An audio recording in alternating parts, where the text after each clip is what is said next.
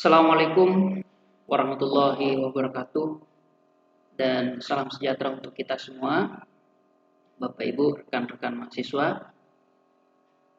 Pertama-tama marilah kita bersyukur kehadirat Allah Subhanahu wa taala, Tuhan yang Maha Esa, karena pada hari ini kita kembali bertemu di dalam mata kuliah mesin-mesin listrik melalui video pembelajaran. Maka dari itu, saya mengajak teman-teman semua dan saya secara pribadi senantiasa bersyukur kehadirat Allah Subhanahu wa taala atas nikmat kesehatan yang diberikan hingga sampai dengan saat ini.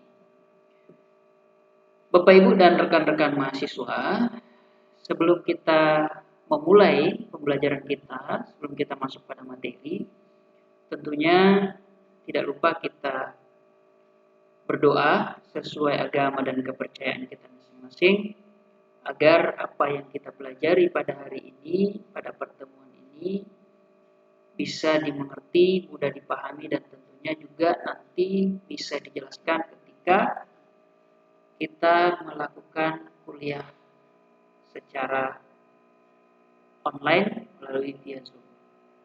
Baiklah, untuk itu kepada teman-teman mahasiswa dan rekan-rekan Bapak Ibu sekalian, silakan berdoa sesuai agama dan kepercayaan kita masing-masing.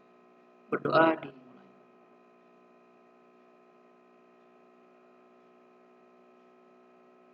Selesai. Baik, pada pertemuan kali ini ya, di dalam sebuah mesin-mesin listrik kita akan membahas salah satu mesin listrik yaitu generator. Nah, kemarin di pekan yang sebelumnya kita juga sudah membahas materi generator, namun saya akan melanjutkan materi tersebut melalui video pembelajaran ini. Bapak Ibu dan rekan-rekan mahasiswa, kita ketahui bersama bahwa generator ini adalah sebuah alat yang memproduksi energi listrik dari sumber energi mekanik. Biasanya menggunakan induksi elektromagnetik. Sehingga proses ini dikenal sebagai pembangkitan energi listrik. Jadi walaupun generator dan motor mempunyai banyak kesamaan, tetapi motor listrik adalah alat yang mengubah energi listrik menjadi energi mekanik. Jadi kalau generator itu dari energi mekanik gerak menghasilkan yang namanya energi listrik. Nah, bagaimana proses pembangkitan daripada energi mekanik ini atau pembangkitan tenaga listrik? Nah, inilah yang akan kita kaji, yang akan kita pelajari selama beberapa menit ke depan. Prinsip pembangkitan tenaga listrik yang pertama adalah adanya induksi elektromagnet. Induksi elektromagnet ini, proses terjadinya induksi tentunya ada sebuah garis gaya magnet yang dipotong oleh penghantar listrik yang bergerak di antara medan magnet. Jadi akan timbul gaya gerak listrik atau tegangan induksi pada penghantar dan arus akan mengalir apabila penghantar tersebut merupakan bagian dari sirkuit lengkap. Artinya apa? Di sini akan terjadi yang namanya induksi elektromagnet di antara magnet kutub utara dan selatan. Proses terjadinya induksi ini yang akan menghasilkan energi listrik. Nah, kalau kita menggunakan alat ukur namanya galvanometer, ini akan membaca keluar masuknya ketika memotong garis-garis gaya magnet tersebut. Ketika dia masuk, jarum galvanometer ini akan menunjuk sesuai dengan arah garis gaya magnet konduktor ini. Nanti akan ada video tutorial berkaitan dengan bagaimana proses induksi magnet tersebut. Kemudian yang berikutnya adalah magnet. Nah, magnet ini sebagai media untuk menghasilkan yang namanya induksi elektromagnet. Nah, dan ini adalah benda yang sering kita lihat dalam kehidupan sehari-hari kita, ya. Jadi kalau dia senama maka dia akan tolak menolak. Kalau dia tidak senama maka akan tarik menarik. Jadi magnet ini adalah suatu benda yang mampu menarik benda lain di sekitarnya yang memiliki sifat khusus. Artinya kalau dia sifatnya magnet, ya seperti besi dan sejenisnya, maka dia akan tarik menarik atau akan menarik. Nah, magnet inilah yang ditempatkan pada sebuah generator yang menghasilkan elektromagnet atau induksi magnet. Nah, macam-macam daripada magnet, ya, sifat kemagnetan material ada dua macam.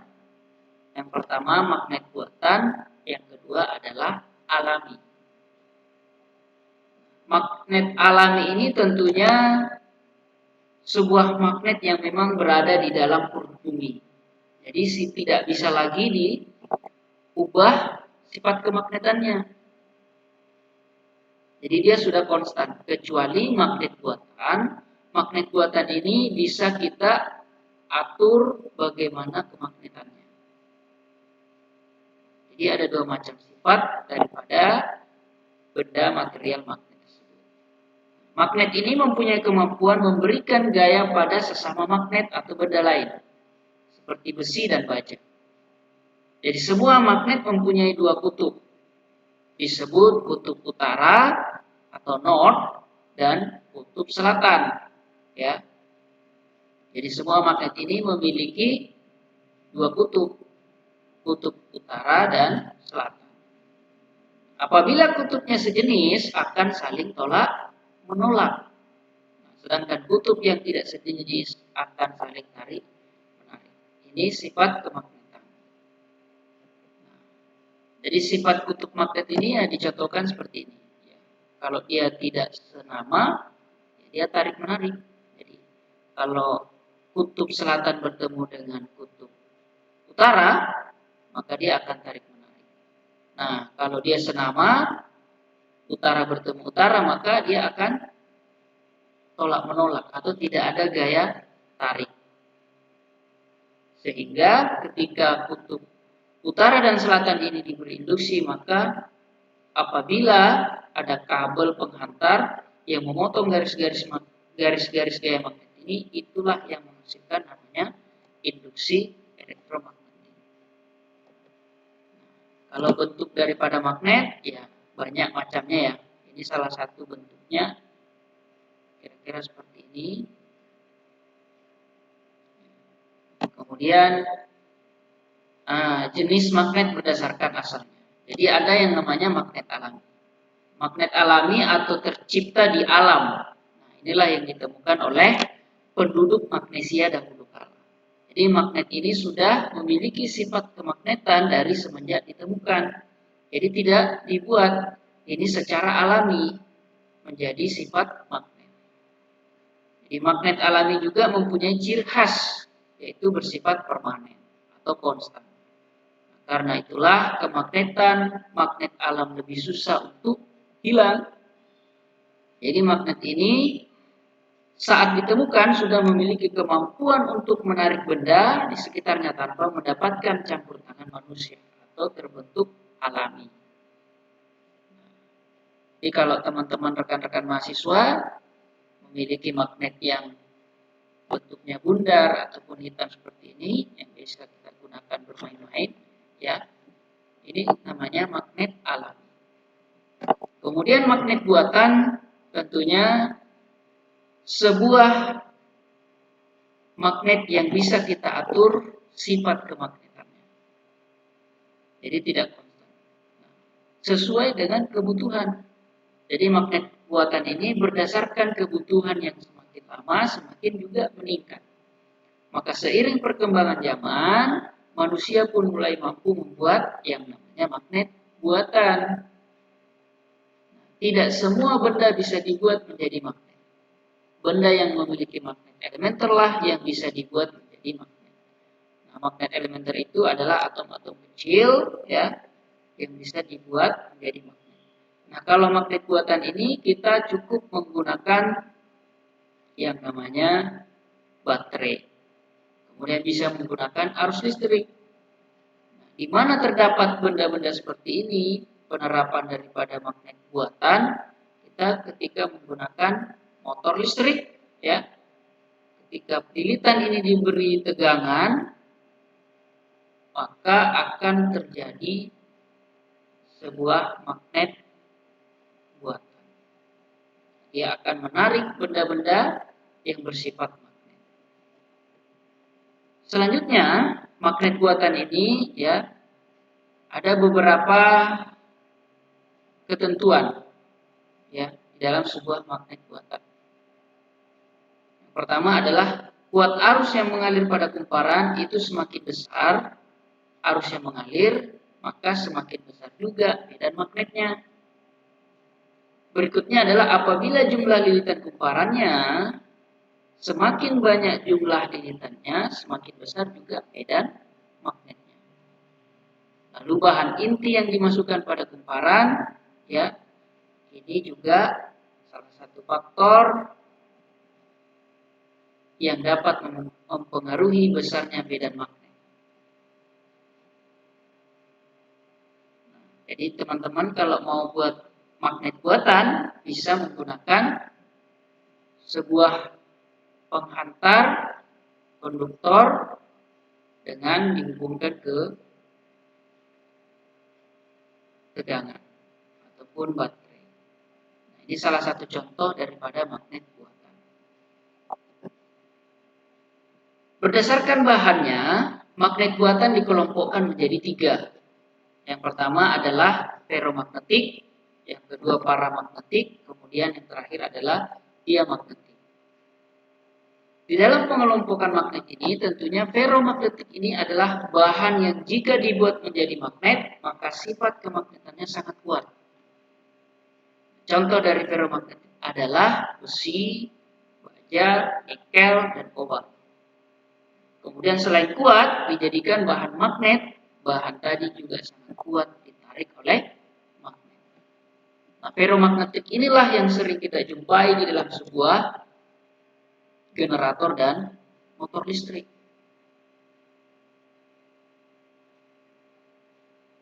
Bahan yang ketiga, ya, yang dikelompokkan menjadi 3 bagian. Yang kedua adalah paramagnetik. Di paramagnetik ini adalah bahan yang jika dibuat menjadi magnet, maka sifat kemagnetannya lemah dan tak bisa dibuat magnet. Nah, contoh dari paramagnetik ini adalah aluminium dan platina. Jadi bisa dibuat magnet tetapi sifatnya lemah. Dan yang terakhir adalah diamagnetik. Diamagnetik ini adalah bahan yang tidak dibuat, yang tidak dapat dibuat menjadi magnet. Kenapa? Alasannya karena pada bahan tersebut memang tak ada magnet elementer seperti seng, emas, dan sejenisnya. Nah, inilah sifat kemagnetan terkait dengan magnet-magnet yang akan kita pakai atau gunakan di dalam sebuah generator dan motor listrik yang dapat menghasilkan induksi elektromagnetik. Kemudian magnet tetap. Nah, magnet tetap ini yang sering kita jumpai ada yang namanya magnet neodymium dan ada juga samarium kobalt. Ini adalah jenis-jenis magnetnya. Dan ini juga sudah magnet tetap, bukan magnet buatan.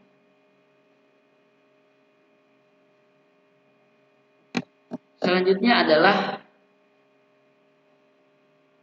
arah gaya gerak listrik. Jadi tadi kita membahas sifat-sifat magnet. Mengapa? Karena di dalam sebuah generator ataupun motor listrik terdapat yang namanya magnet. Atau biasa disebut dengan kutub-kutub magnet, utara dan selatan. magnet inilah yang dapat menghasilkan induksi elektromagnet. Tentunya dari arah gerakan ini, arah gaya gerak listrik ini yang dibangkitkan dalam penghantar di antara medan magnet itu juga bervariasi, mengikuti perubahan arah garis gaya magnet dan gerakan penghantar. Arah garis gaya magnet dapat dipahami dengan menggunakan hukum tangan Fleming atau Fleming's right hand rule. Salah satu contoh gambar yang menggunakan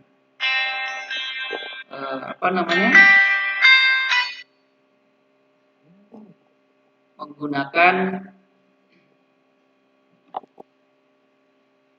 hukum tangan kanan Fleming. Nah, ini contoh ya daripada garis-garis gaya atau gaya gerak listrik yang dipotong dari medan magnet. Kemudian besarnya garis gaya magnet. Besarnya gaya gerak listrik ini yang dibangkitkan pada saat penghantar memotong atau melewati garis gaya magnet di antara medan magnet itu sebanding dengan banyaknya garis gaya magnet yang dipotong pada suatu satuan waktu. Ya, kemudian berikutnya kita percepat saja, nanti akan ada video, ini juga agak sedikit lama sehingga saya percepat. Mudah-mudahan nanti agak sedikit paham jika melihat video prinsip kerja daripada induksi elektromagnetik. Kemudian selanjutnya adalah besarnya garis gaya magnet. Gerakan penghantar pada garis gaya magnet ini ya ada yang gerakan melingkar garis gaya listrik. Yang dihasilkan dari gaya gerak listrik ini itu akan menjadi sinusoidal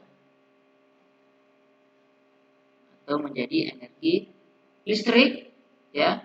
Dari energi listrik itu maka bentuk gelombang energi listrik ini akan bentuknya sinusoidal. Nah, ini prinsip kerja dari generator ya.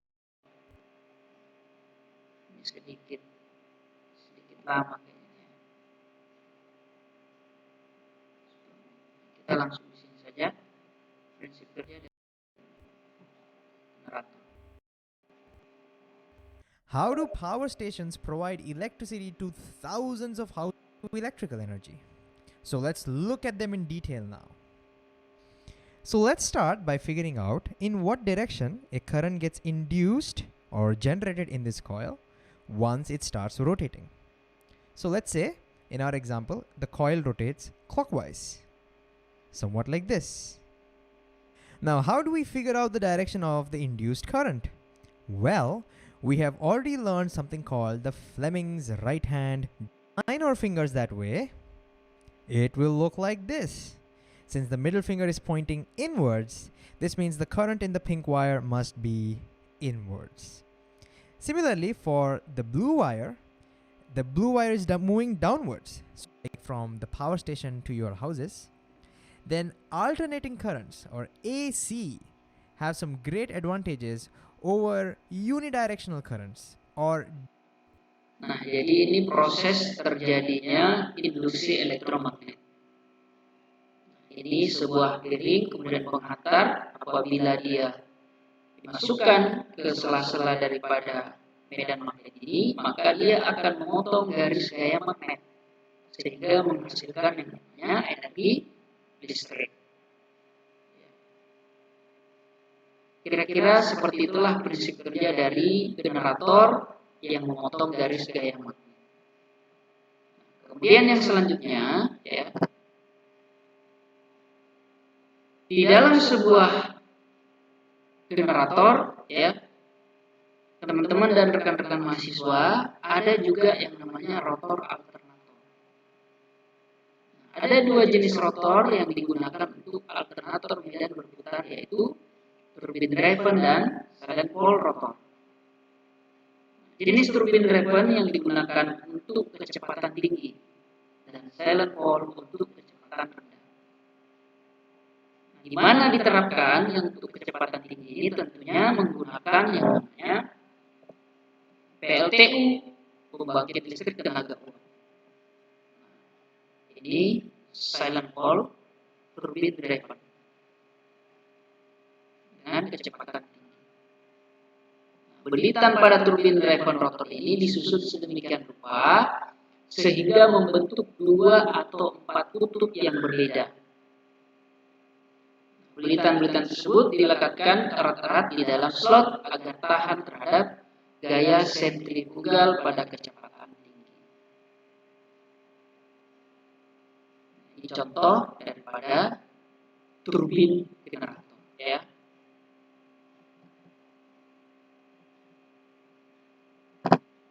Kemudian rotor yang kedua adalah silent pole. Rotor yang seringkali terdiri dari beberapa kutub yang dibelit terpisah. Dibautkan pada kerangka rotor, silent pole rotor mempunyai diameter yang lebih besar daripada turbin driven rotor.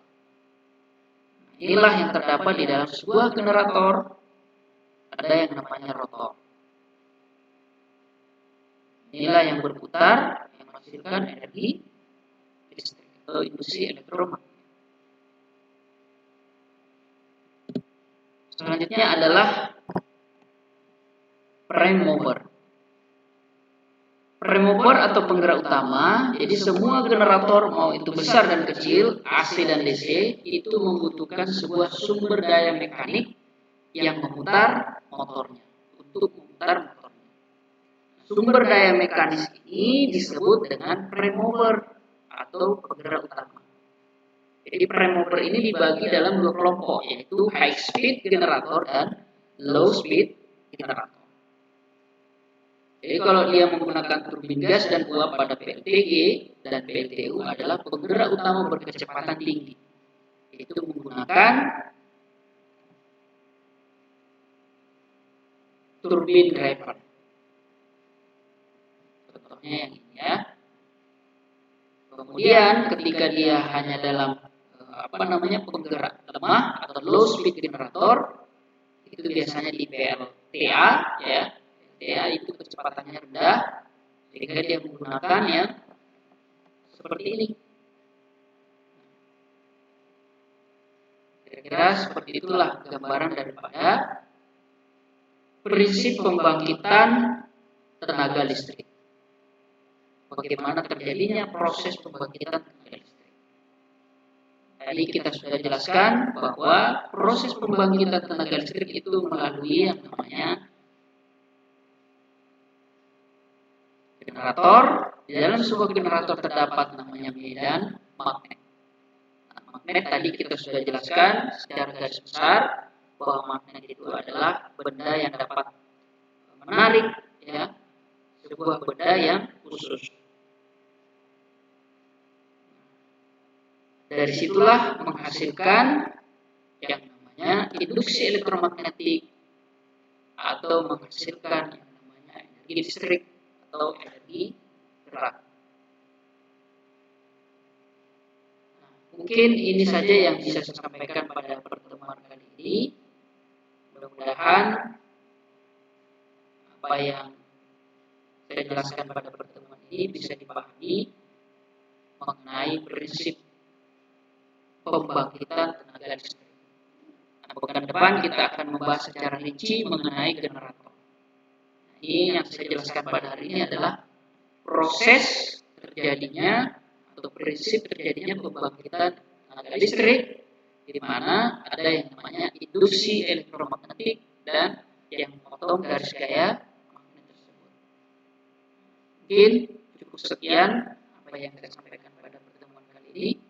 Mudah-mudahan di pekan depan kita kembali sehat lalu bertemu di perkuliahan yang berikutnya. Terakhir sebelum saya tutup saya memohon maaf apabila ada hal-hal yang mungkin tidak